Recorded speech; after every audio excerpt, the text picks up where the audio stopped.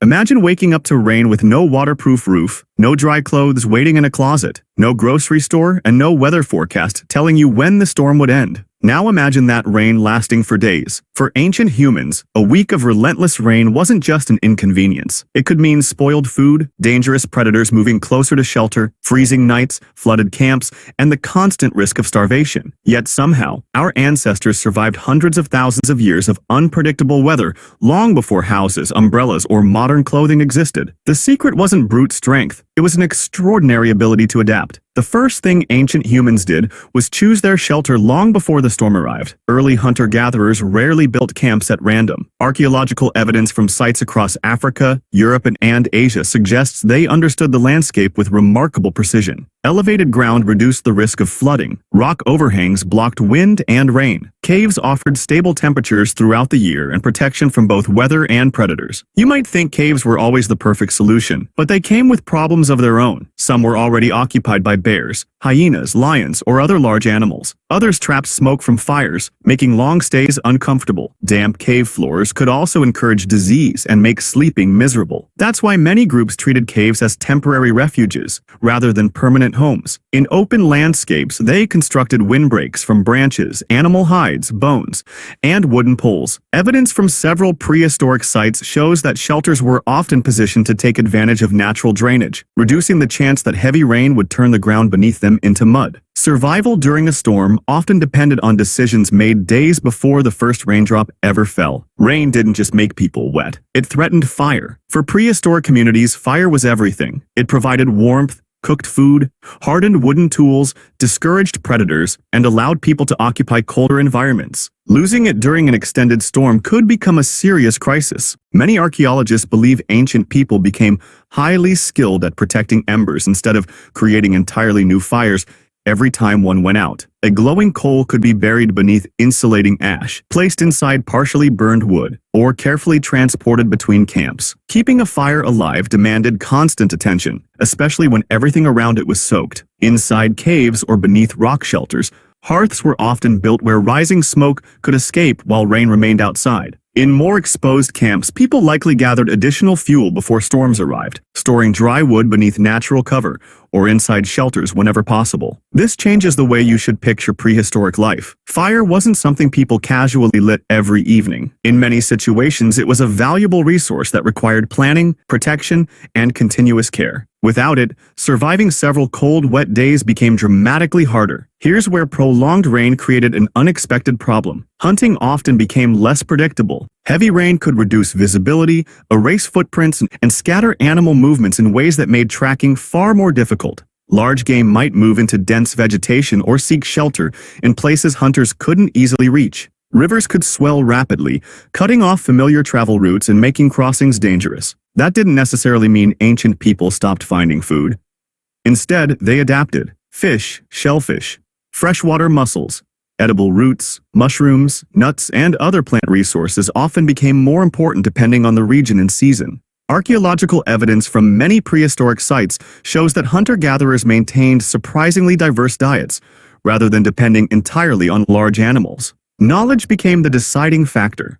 Which plants remained edible after days of rain? Where did fish gather when rivers flooded? Which streams became impossible to cross?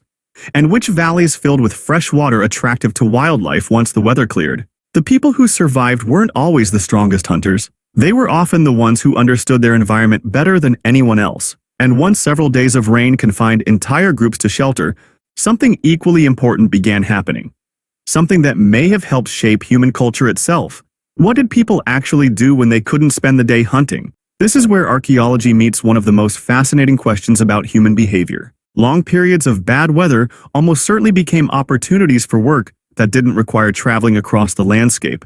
Stone tools could be repaired or reshaped. Wooden spears needed straightening and sharpening. Animal hides required scraping, stretching, and softening before they became useful clothing or shelter coverings. Twisted plant fibers could be woven into cordage for nets, traps, and bindings. None of these activities leave complete stories behind, but the tools discovered at prehistoric campsites reveal lives filled with constant maintenance. A spear wasn't thrown away after one hunt, it was repaired. A stone blade wasn't discarded when it dulled, it was sharpened again and again, until almost nothing remained. Rainy days weren't necessarily idle days. They were investment days, preparing for the moment the weather finally changed. Imagine several families gathered beneath the same shelter while rain hammered the entrance for hours.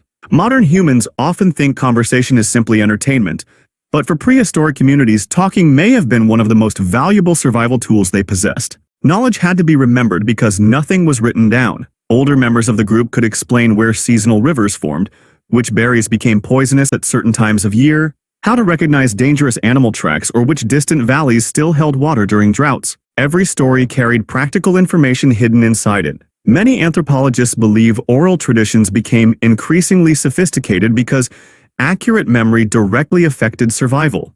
A mistake about migration routes or edible plants could have fatal consequences. Passing information through storytelling ensured that younger generations learned not only facts, but also the context surrounding them. It's entirely possible that some of humanity's earliest myths, traditions, and shared histories were strengthened during long periods when weather forced people to remain together. Rain may have helped preserve knowledge just as surely as it delayed the next hunt. Extended storms also tested something invisible: cooperation. A lone individual trapped by days of heavy rain faced enormous challenges. A group could divide responsibilities. Some gathered firewood whenever conditions briefly improved. Others maintained the fire, repaired equipment, prepared food, or cared for children and injured members. Shared labor reduced risk for everyone. This pattern appears again and again throughout human evolution. Archaeological discoveries reveal individuals who survived severe injuries or disabilities that would have been impossible without long-term support from others. That tells us prehistoric communities often cared for vulnerable members even when doing so required valuable time and resources. Bad weather likely made those social bonds even more important. Food could be shared, warmth could be shared, knowledge could be shared. In many ways, cooperation became humanity's greatest shelter. And when the clouds finally broke, the people who emerged weren't simply waiting for life to resume. They had spent the storm preparing themselves for whatever came next. A strategy that ultimately helped our species survive climates far harsher than a single week of rain. Rain eventually stopped. That moment was often the beginning of the busiest period, not the end of the struggle. Fresh animal tracks appeared in soft mud, making them far easier to follow than on dry ground. Small pools left behind by the storm attracted birds and mammals searching for water. New plant growth emerged in many environments within days, creating fresh feeding grounds that hunters quickly learned to exploit. The landscape itself became a source of information. Broken branches revealed where large animals had passed. Flooded riverbanks exposed fish trapped in shallow pools. Storms sometimes uncovered useful stone for tool-making or washed edible shellfish onto coastlines. To ancient humans, rain didn't simply interrupt life. It reshaped opportunities for anyone who knew where to look. One of the biggest misconceptions about prehistoric people is that they were constantly reacting to nature. The evidence suggests something far more impressive. Humans became experts at anticipating seasonal weather long before meteorology existed. They observed cloud patterns, changing winds, bird migrations, animal behavior, and subtle shifts in temperature that often signaled approaching storms. While they couldn't predict the exact length of a rainfall, they could recognize recurring seasonal cycles with remarkable accuracy. This knowledge influenced where camps were established, when hunting parties departed, and which resources were gathered in advance. Communities that understood local weather patterns had a significant survival advantage over those that didn't. Generation after generation, these observations accumulated into a body of environmental knowledge so detailed that it allowed humans to thrive in deserts, rainforests, frozen tundra, and temperate woodlands alike. Long before written science, people were already becoming expert observers of the natural world. So what did ancient humans do when it rained all week?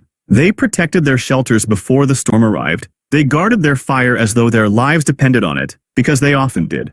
They adapted their diets when hunting became difficult, repaired tools instead of wasting time, strengthened social bonds through shared work and storytelling, and emerged with an even deeper understanding of the world around them. That's the remarkable lesson hidden inside an ordinary rainstorm. Our ancestors didn't survive because nature became easier. They survived because they learned to change with it. Every week of relentless rain taught another lesson about shelter, cooperation, planning, and resilience. Those lessons accumulated across thousands of generations until they became part of what made Homo sapiens different from every other human species. The next time you're stuck indoors listening to rain strike your roof, remember that the same sound once determined whether an entire community would eat, stay warm, or survive the week. And somewhere in that endless rhythm of falling water, the human instinct to prepare, adapt, and endure was quietly being perfected, one storm at a time.